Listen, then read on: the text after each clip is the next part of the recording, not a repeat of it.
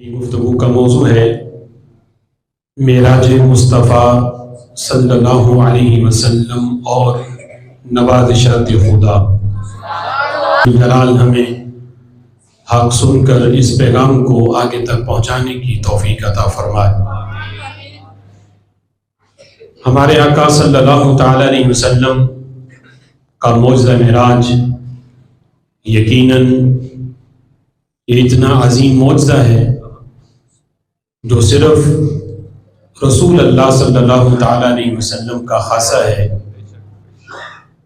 اور اس معجزہ معراج کے کئی پہلو ہیں کہ اس میں حکمتیں کیا تھیں، اس میں اسرار و رموز کیا ہیں، اور خالق کائنات جل جلالہ نے اس معجزہ معراج میں ہمارے آقا صلی اللہ تعالی علیہ وسلم پر کیا کیا نوازشات فرمائیں۔ اس معجزہ معراج میں سب سے بڑا انعام جو ہمارے آقا صلی اللہ تعالی علیہ وسلم کو ملا وہ بغیر حجاب کے اللہ کی ذات کا دیدار ہے، اور یہ اتنا بڑا انعام ہے کہ حضرت موسیٰ علیہ السلام جیسے جلیل القدر نبی اس کی تمنا کرتے رہے اور یہ کہتے رہے ربی آرینی، اے اللہ میں تمہیں دیکھنا چاہتا ہوں، چونکہ حضرت موسیٰ علیہ السلام کو یہ شرف حاصل تھا کہ وہ کوہ طور پر رب ذوالجلال کے ساتھ ہم کلام ہوتے، اللہ کی وہ بے مثل مقدس آواز کو سماعت کرتے اور بغیر کسی واسطے کے اللہ تعالیٰ سے کلام کرتے۔ صرف کلام تھا، دیدار نہیں تھا۔ تو حضرت موسیٰ علیہ السلام کے دل میں یہ تڑپ پیدا ہوئی کہ جس رب کی آواز میں اتنا حسن ہے اس کے دیدار میں حسن کتنا ہوگا۔ تو تڑپ پیدا ہوئی کہ اس رب کو دیکھا جائے، تو عرض کی ربی آرینی، اللہ میں تمہیں دیکھنا چاہتا ہوں۔ تو خالق کائنات جل جلالہ نے فرمایا لن ترانی، اے موسیٰ ہرگز تو مجھے نہیں دیکھ سکتا، لن ترانی، ہرگز نہیں دیکھ سکتا۔ یہ نہیں فرمایا کہ مجھے دیکھا نہیں جا سکتا، فرمایا لن ترانی، دیکھا تو جا سکتا ہے لیکن اے موسیٰ تو نہیں دیکھ سکتا، تیری آنکھ میں وہ طاقت نہیں ہے کہ میرے انوار و تجلیات کو وہ برداشت کر سکے۔ لن ترانی، اعلیٰ حضرت امام اہل سنت اسی کا ترجمہ کرتے ہوئے فرماتے ہیں تبارک اللہ، شان تیری تجھی کو زیبا ہے بے نیازی، کہیں وہ جوش لن ترانی، کہیں تقاضے وصال کے تھے۔ لن ترانی، اس میں ایک طرح کی رب ذوالجلال کی طرف سے یہ جھڑکی ہے کہ اے موسیٰ تو نے یہ سوچ بھی کیسے لیا کہ تو مجھے دیکھے گا، میرا دیدار کر سکتا ہے۔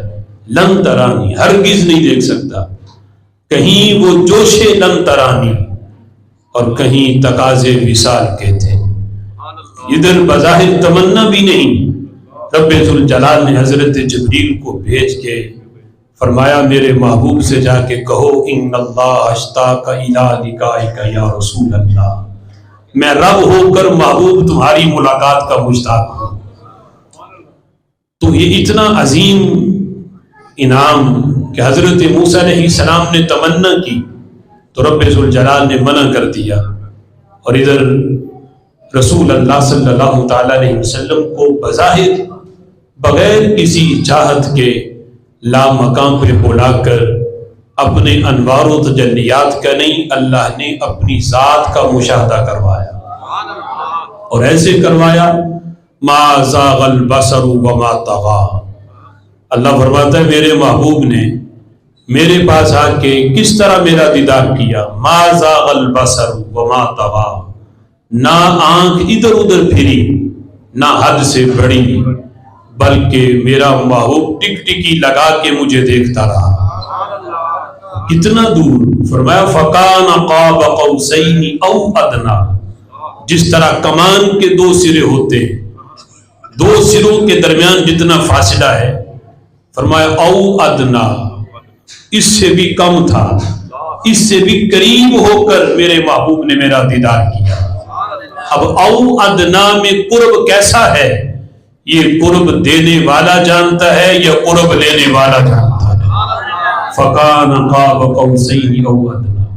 اب دیکھو تو صحیح کہ اس میں رب ذوالجلال کی نوازشات کتنی ہیں کہ حضرت موسیٰ علیہ السلام کوہ طور پہ جس وقت یہ تمنا کر رہے تھے ربی آرینی، اللہ میں تمہیں دیکھنا چاہتا ہوں، آگے سے جواب ملا لن ترانی، ادھر بار بار اصرار تھا، تو رب ذوالجلال نے فرمایا اے موسیٰ اگر بار بار اصرار کرتے ہو، چونکہ وہ بھی کلیم تھے، اللہ نے ناراض تو کرنا نہیں تھا، تو فرمایا کہ موسیٰ پہلے ایک امتحان ہوگا، اگر اس میں آپ پاس ہو گئے تو پھر فسوف ترانی، ان قریب پھر آپ مجھے دیکھ لیں گے۔ وہ امتحان کیا ہے؟ فرمایا میں اپنی تجلی کا ظہور کوہ طور پہ کروں گا، اگر پہاڑ سلامت رہا اور آپ اس تجلی کو دیکھ کے سلامت رہے فسوف ترانی، تو اے موسیٰ آپ مجھے دیکھ لیں گے۔ قرآن میں ہے رب ذوالجلال نے اپنی تجلی، ذات نہیں، اپنی تجلی کے نور کے کروڑویں حصے کا ظہور، سوئی کا جتنا سرا ہے اس کا بھی کروڑواں حصہ، اس کا ظہور اللہ نے ذات کا نہیں، نور کا، تجلی کا ظہور اللہ نے کوہ طور پہ فرمایا۔ تو قرآن میں اللہ فرماتا ہے کیا ہوا؟ نہ پہاڑ سلامت رہا، پہاڑ ریزہ ریزہ ہو گیا، ریت میں تبدیل ہو گیا۔ اور حضرت موسیٰ علیہ السلام جنہوں نے اللہ کی تجلی کو ڈائریکٹ نہیں انڈائریکٹ دیکھا، تجلی پہاڑ پہ پڑی، حضرت موسیٰ نے پہاڑ کو دیکھا، دیکھ کے صحیح سلامت نہ رہے بلکہ بے ہوش ہو گئے، اور 7 دن کے بعد جا کے ہوش آیا۔ اب وہ موسیٰ جنہوں نے اللہ کی تجلی کے نور کے کروڑویں حصے کو انڈائریکٹ دیکھا، 7 دن کے بعد جب ہوش آیا تو آنکھوں میں رب کے اس نور کی نوازشات اتنی بڑھ چکی تھی، میرے آقا فرماتے ہیں میرے صحابہ جب حضرت موسیٰ علیہ السلام 7 دن کے بعد جب ہوش میں آئے تو آنکھوں میں نور اتنا بڑھ چکا تھا کہ حضرت موسیٰ اندھیری رات میں 40 میل دور پہاڑ کی چوٹی پر چلتی ہوئی باریک سی چونٹی کو بھی دیکھ لیتے تھے، اندھیری رات میں، دن کے اجالے میں نہیں، اندھیری رات میں پہاڑ کی چوٹی پر، ہاتھی کو نہیں، باریک سی چونٹی بھی، پاس سے نہیں، 40 میل دور پہاڑ کی چوٹی پر باریک سی چونٹی بھی حضرت موسیٰ دیکھ لیتے تھے۔ وہ موسیٰ جنہوں نے رب کی تجلی کو انڈائریکٹ دیکھا، دیکھ کے بے ہوش ہوئے، ان کی آنکھوں کا نور اتنا بڑھ چکا تھا۔ تو اب اس کے مقابلے میں محبوب کا معجزہ معراج رکھو تو پتہ چلے اللہ کی نوازشات کتنی ہیں کہ جنہوں نے رب کی تجلیات کو نہیں، عین ذات کو دیکھا، دور سے نہیں قریب سے دیکھا، لامکان پہ جا کے دیکھا، دیکھ کے بے ہوش نہیں ہوئے۔ ما زاغ البصر وما طغى، آنکھ نہ حد سے بڑی ہے نہ ادھر ادھر پھری ہے، ٹک ٹکی باندھ کے دیدار کیا ہے، پھر تجلیات کا نہیں ذات کا مشاہدہ کیا ہے، دیکھ کے سلامت بھی رہے ہیں۔ تو ذرا سوچو وہ موسیٰ جو رب کے صرف نور کو انڈائریکٹ دیکھیں، وہ تو اندھیری رات میں 40 میل دور چونٹی دیکھ لیں، اور وہ نبی جو لامکان پہ عین ذات کا مشاہدہ کرے، کائنات میں کون سا ذرہ ہے جو میرے نبی کی نگاہ سے پھر چھپ سکتا ہے؟ میرے امام نے اسی لیے کہا اور کوئی غیب تم سے کیا نہا ہو بھلا، جب نہ خدا ہی چھپا تم پہ کروڑوں درود۔ جو سب سے بڑا غیب ہے وہ اللہ کی ذات ہے، محبوب تمہاری آنکھ سے تو وہ غیب نہ چھپا، اور کوئی ذرہ کیسے چھپ سکتا ہے؟ رسول اکرم صلی اللہ تعالی علیہ وسلم کے معجزہ معراج میں سب سے بڑا انعام اللہ کا دیدار ہے، اور میرے آقا خود فرماتے ہیں، مشکات کے اندر یہ حدیث موجود ہے کتاب الصلاۃ میں، حضور فرماتے ہیں رأیت ربی فی احسن صورہ، فرماتے ہیں میں نے اپنے رب کو احسن صورت میں دیکھا، احسن صورت میں دیکھا۔ کہتے ہیں جب میں رب کا دیدار کر رہا تھا تو حضور فرماتے ہیں مالا اعلیٰ پر فرشتوں کی گفتگو کرنے کی آواز آئی، تو رب ذوالجلال نے مجھ سے پوچھا فیما یختصم الملأ الاعلیٰ، محبوب یہ بتاؤ یہ مالا اعلیٰ میں فرشتے آپس میں بحث و تکرار کر رہے ہیں، تو ان کے بحث و تکرار کا سبب کیا ہے؟ کس وجہ سے یہ آپس میں بحث کر رہے ہیں؟ جھگڑا کس بات کا ہے؟ یختصمو کا لفظ ہے جس کا معنی جھگڑا ہے، فرشتے کس بات میں جھگڑا کر رہے ہیں؟ تو حضور فرماتے ہیں میں نے کہا انت اعلم، اے اللہ تو بہتر جانتا ہے، مجھے نہیں پتا کہ یہ فرشتے کس بات میں جھگڑا کر رہے ہیں۔ اب جس وقت میرے محبوب نے یہ اللہ کی بارگاہ میں عرض کیا اللہ تو جانتا ہے، تو رب ذوالجلال کو یہ گوارا نہ ہوا کہ میرا محبوب میری بارگاہ میں آئے اور اسے کسی چیز سے یہ بے خبر رہ جائے۔ میرے آقا فرماتے ہیں اللہ نے پھر اپنا دست قدرت جو اس کی شان کے لائق ہے، ہم تصور نہیں کر سکتے کہ اللہ کا ہاتھ کیسا ہے، ہم اپنے ہاتھوں پہ قیاس نہیں کر سکتے، وہ اعضاء سے پاک ہے، وہ جسم سے پاک ہے، اس کی شان کے لائق جو ہاتھ ہے اللہ نے اپنا دست قدرت حضور فرماتے ہیں میرے دونوں کندھوں کے درمیان رکھا، قال فوضع کفہ بین کتفی، محبوب نے فرماتے اللہ نے اپنا ہاتھ اپنی ہتھیلی جو اس کی شان کے لائق ہے میرے دو کندھوں کے درمیان رکھی، تو کیا ہوا؟ فرماتے فوجدت بردہا ثدییہ، میں نے اس ہاتھ کی ٹھنڈک اپنے سینے میں محسوس کی، وہ ہاتھ جو محبوب کے دونوں کندھوں کے درمیان اللہ نے اپنی شان کے مطابق رکھا، حضور فرماتے اس کی ٹھنڈک میں نے اپنے سینے میں محسوس کی۔ پھر کیا ہوا؟ فرماتے ہیں فَعَلِمْتُ مَا فِي السَّمَاوَاتِ وَالْأَرْضِ، اس ہاتھ کی برکت یہ ہوئی کہ زمین و آسمان میں جو کچھ تھا اللہ نے ہر چیز کا علم مجھے عطا فرما دیا۔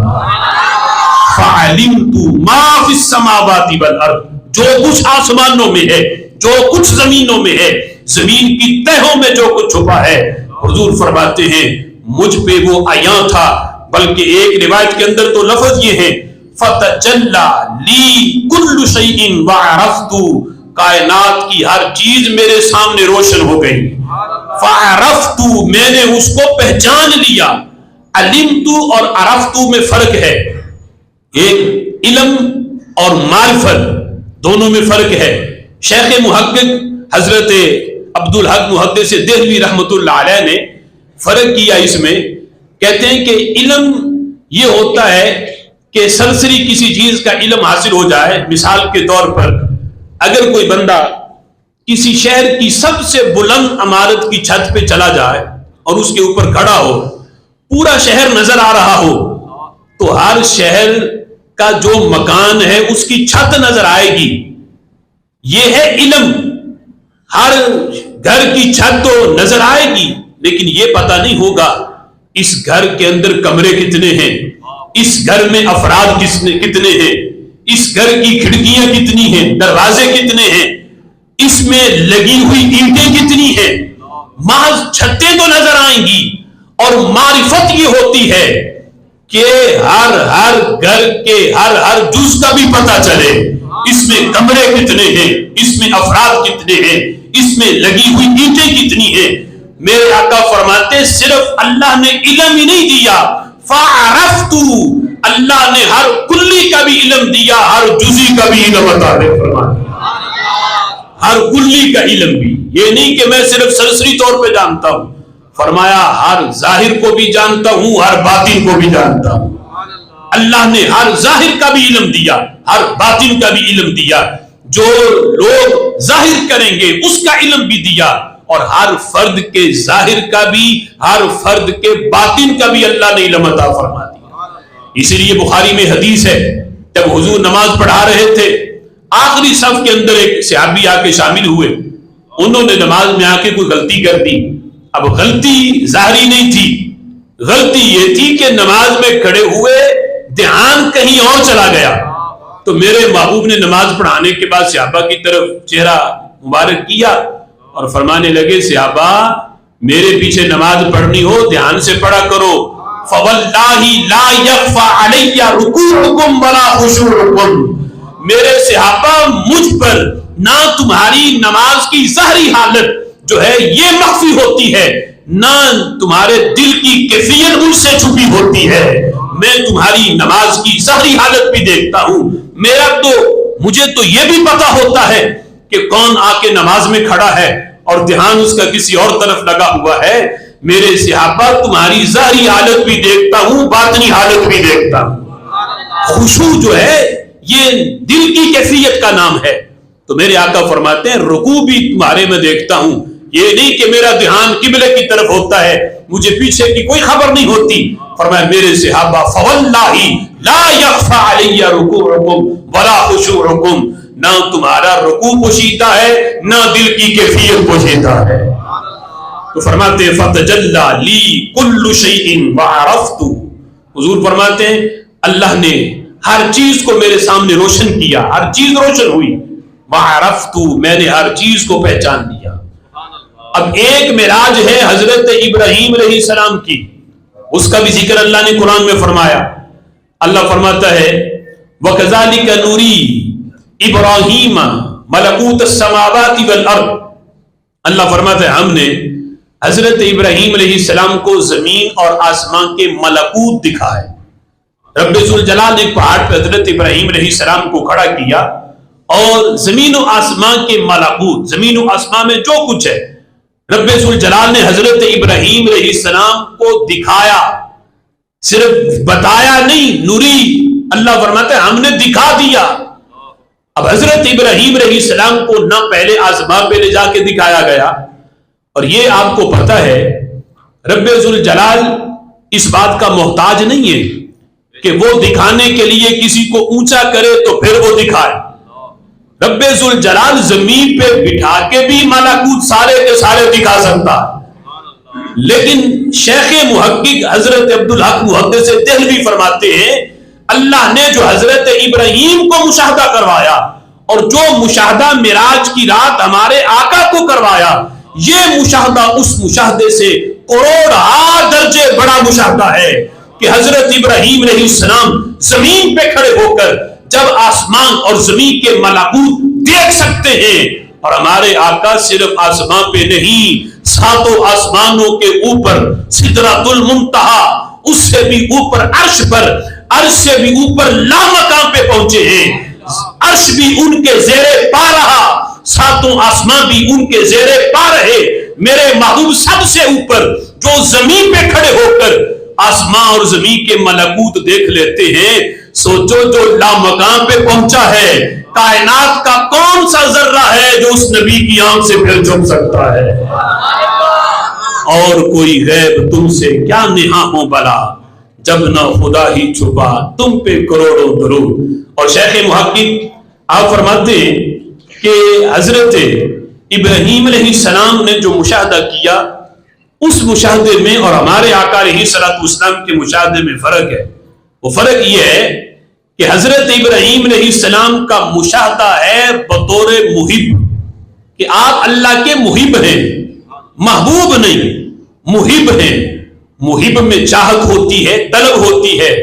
اور ہمارے آقا علیہ السلام نے جو مشاہدہ کیا یہ بطور محبوب ہونے کے کیا.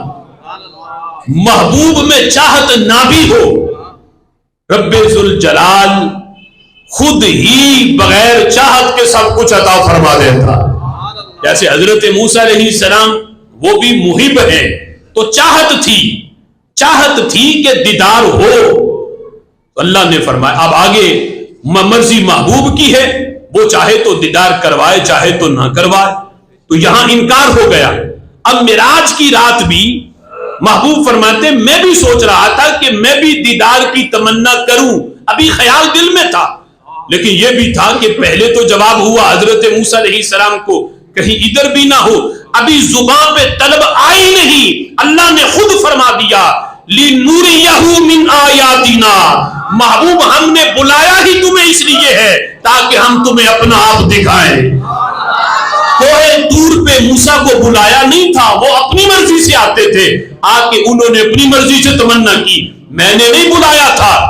لیکن اللہ فرماتے ہیں محبوب یہاں آپ خود نہیں آئے، سبحان الذی اسریٰ، بلایا میں نے ہے۔ بلایا کیوں ہے؟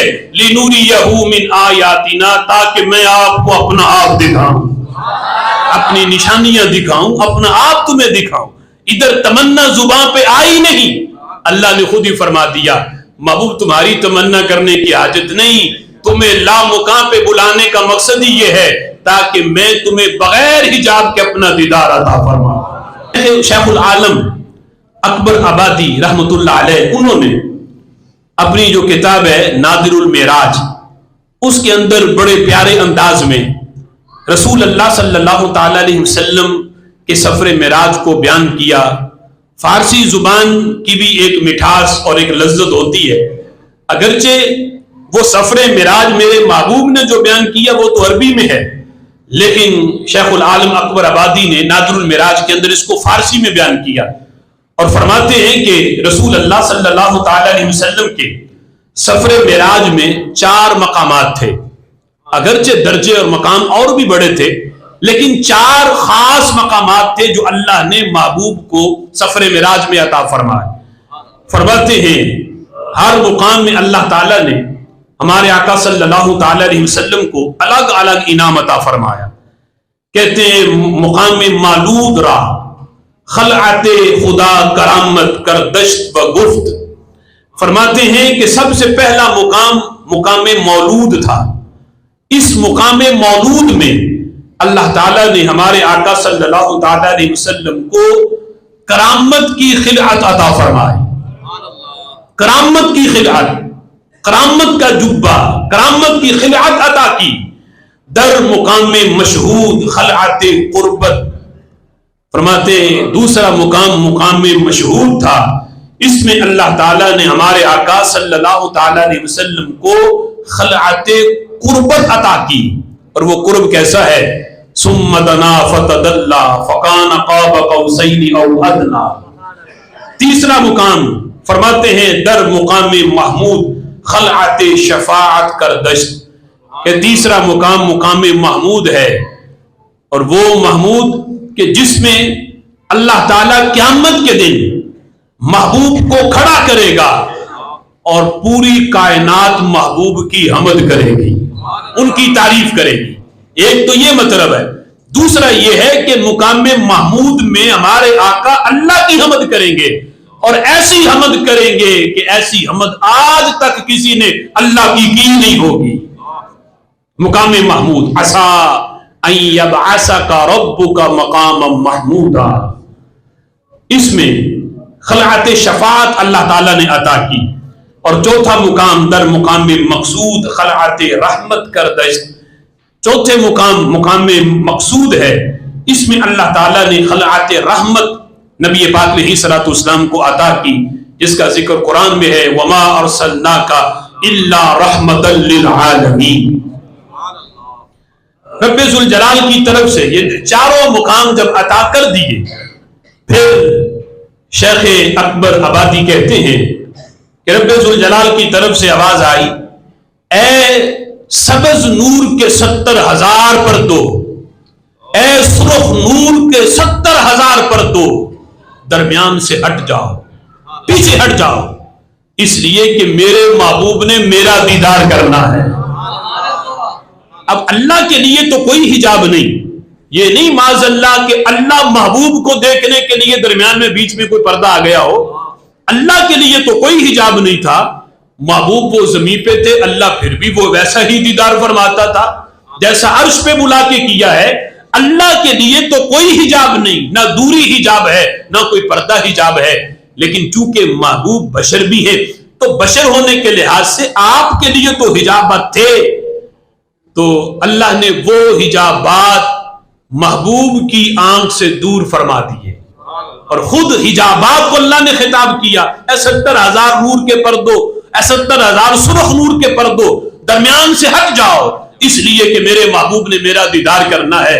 اور مسلم میں حدیث ہے، میرے آقا علیہ الصلوۃ والسلام حضرت جبریل امی سے پوچھتے ایک دن، جبریل تو بتانا تیری سب سے بڑی معراج کون سی ہے؟ تو نے اللہ کے سب سے قریب ترین قرب تیری تاریخ میں، سب سے قریب ترین قرب تمہیں کیسے ملا؟ تو حضرت جبریل کہتے ہیں میری پوری تاریخ میں ایک مرتبہ مجھے اللہ کا اتنا قرب ملا، اتنا قرب ملا، میں اللہ کے اتنا قریب ہوا، اس ایک مرتبہ کے بعد دوبارہ ایسا قرب مجھے کبھی نہیں ملا۔ تو میرے محبوب نے پوچھا جبریل بتا وہ قرب کیسا تھا؟ تو حضرت جبریل کہتے اتنا قریب ہوا کہ میرے اور رب کے درمیان 70,000 نور کے پردے باقی تھے۔ اب 70,000 نور کے پردے باقی تھے، پھر بھی جبریل کہتے ہیں میری تاریخ کی یہ سب سے بڑی معراج ہے۔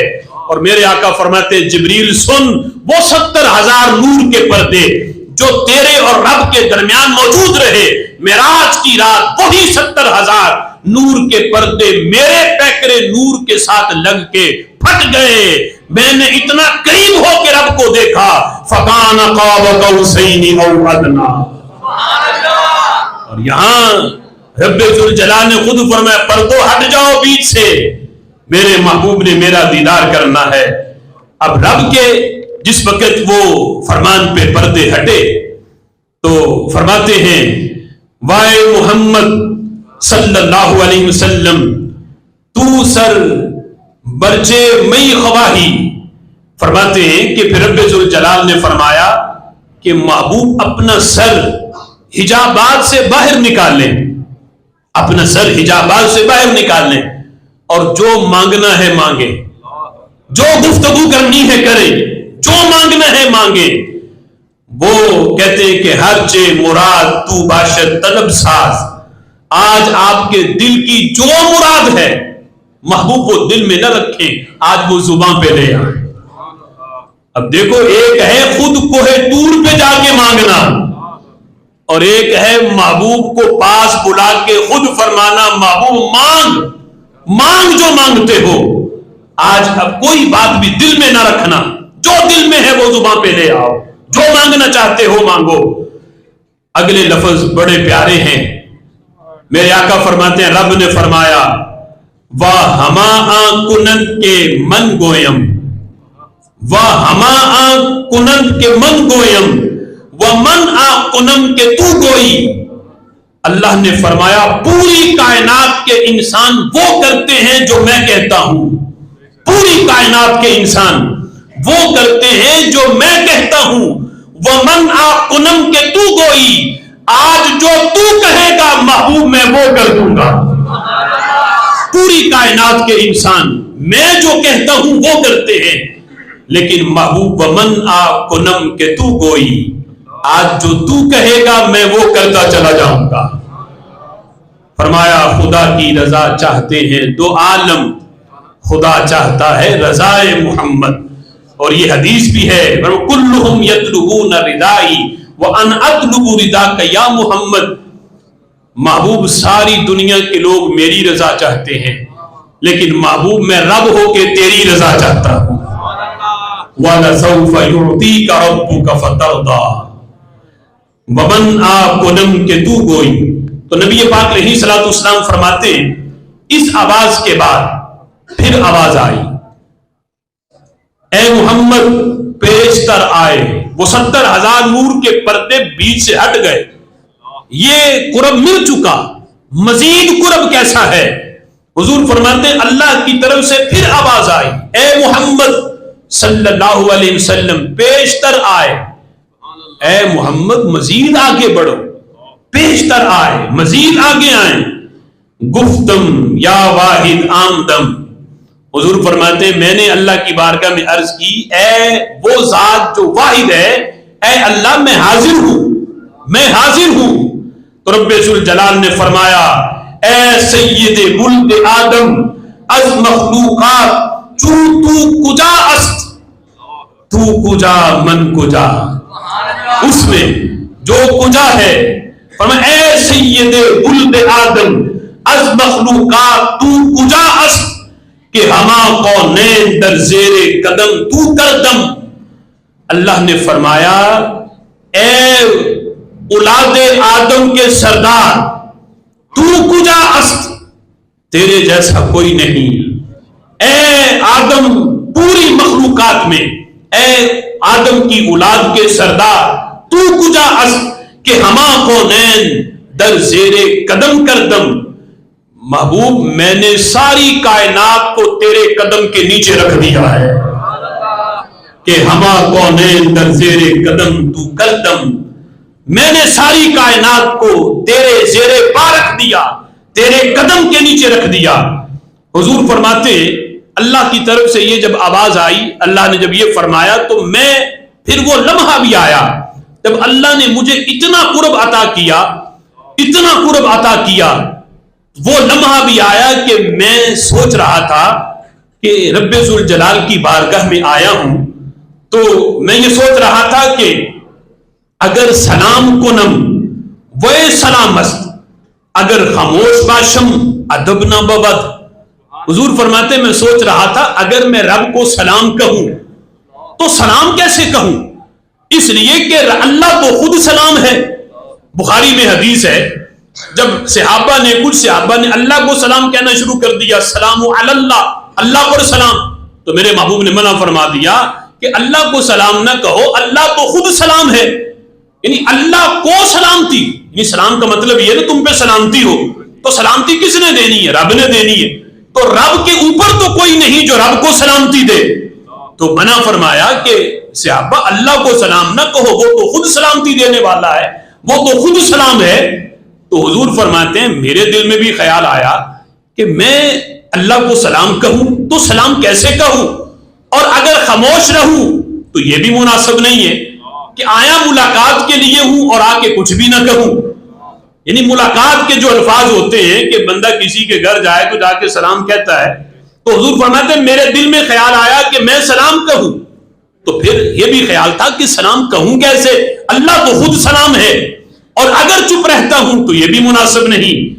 تو کہتے ہیں ابھی یہ سوچ رہا تھا تو خالق کائنات جل جلالہ کی طرف سے کہتے اتنے میں رب ذوالجلال کی طرف سے میرے منہ میں پانی کا ایک قطرہ ٹپکایا گیا. اب وہ قطرہ کیسا تھا؟ حضور فرماتے ہیں سرد از برف و شری از شہد، برف سے زیادہ ٹھنڈا تھا، شہد سے زیادہ میٹھا تھا. اب یہ دیکھو میزبان کی میزبانی، میزبان بھی بے مثل ہے اور مہمان بھی بے مثل ہے. مہمان نوازی کیسے کی؟ شربت جو پیش کیا اس کے ایک قطرے میں فیض کتنا ہے. وہاں محبوب نے تو جام پیے، اس ایک قطرے کی صرف شان رب ذوالجلال کی طرف سے جو ملا ہے اس کی شان کتنی ہے. میرے آقا فرماتے ہیں برف سے زیادہ سرد، شہد سے زیادہ میٹھا، پی کے ملا کیا؟ حضور فرماتے ہیں علم و اولین و آخری در دل من افگندم. کہتے ہیں اولین پہلے جب سے کائنات بنی ہے تب سے لے کر قیامت تک، بلکہ قیامت کے بعد تک کے جو بھی حالات تھے اللہ نے ہر چیز کا علم میرے دل کے اندر جمع فرما دیا. علم